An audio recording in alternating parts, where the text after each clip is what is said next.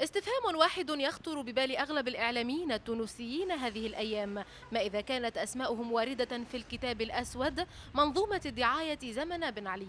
ففي خطوة مفاجئة للقطاع الإعلامي أصدرت الرئاسة التونسية الكتاب الأسود، وهو إصدار ضمنته قوائم من أسماء صحفيين ومثقفين وحتى رياضيين وجهت إليهم اتهامات بالتورط مع نظام الاستبداد، إما بالتخابر أو بتلميع صورة هذا النظام.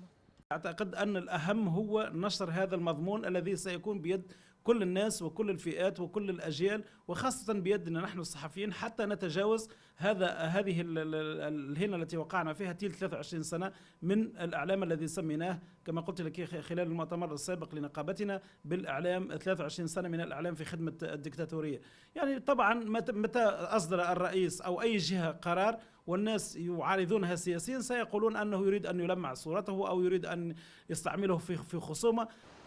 هذا المؤلف هو الذي أثار جدلا واسعا في الأوساط التونسية، خلق انقساما كبيرا بين من يرى فيه دفعا نحو الإسراع في الكشف عن الحقائق، وبين من يرى أن الرئيس الحالي قد استغل منصبه للعبث بالأرشيف واعتماده لأغراض سياسية. نحن نرى أن إصدار هذا الكتاب في هذا الوقت بالذات هو تصفية لحسابات خاصة سياسية وسياسوية حزبية للرئيس المنصف المرزوقي.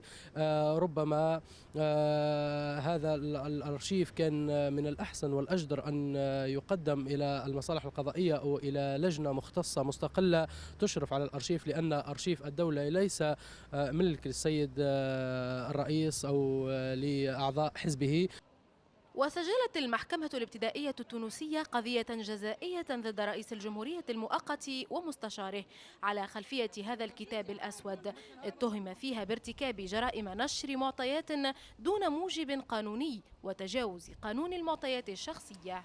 وأخيرا أسدل ستار على الكتاب الأسود منظومة الدعاية زمن بن علي، إصدار رئاسي اعتبره البعض أول خيط نحو محاربة رموز الفساد والمرور إلى مستوى أعلى من المحاسبة، لكن فئة كبيرة انتقدت هذا المؤلف معتبرة أن المحاسبة ليست من مشمولات الرئاسة وأنها موكولة إلى جهات أخرى.